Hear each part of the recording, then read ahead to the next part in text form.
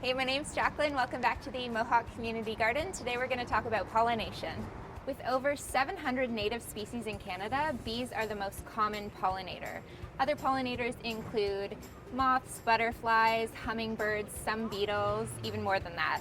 Without pollinators, we wouldn't be able to enjoy tons of the food that we have and a lot of natural habitats.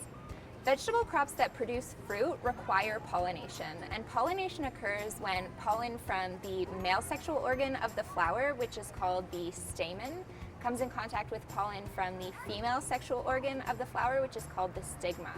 And some vegetables, such as tomatoes and peas, are self-pollinators, and this means that both the stamen and the stigma are held within one flower.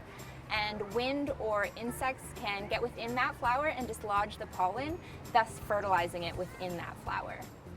Other vegetable plants, such as zucchinis, pumpkins, and cucumbers, produce separate flowers containing these parts.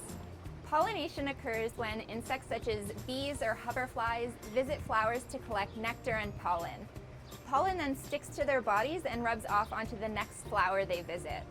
Fertilization occurs when this transfer happens between male and female flowers of the same species. After this, fruit will develop coming behind the female flower of the plant.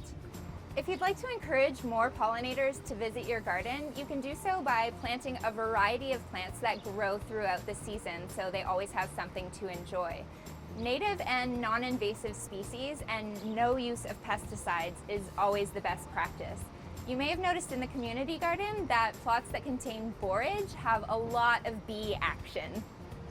A great place to learn more is the rooftop pollinator garden here at Mohawk College Fennell campus. It's located right outside the top floor of the library, and the garden recreates a natural meadow habitat with a mix of grasses and flowering plants, and there's also educational signage. It's also a great place to relax or study. That's all we've got for you today. I hope you learned something new. As always, you can catch me in the garden or send me a quick email. See you next week.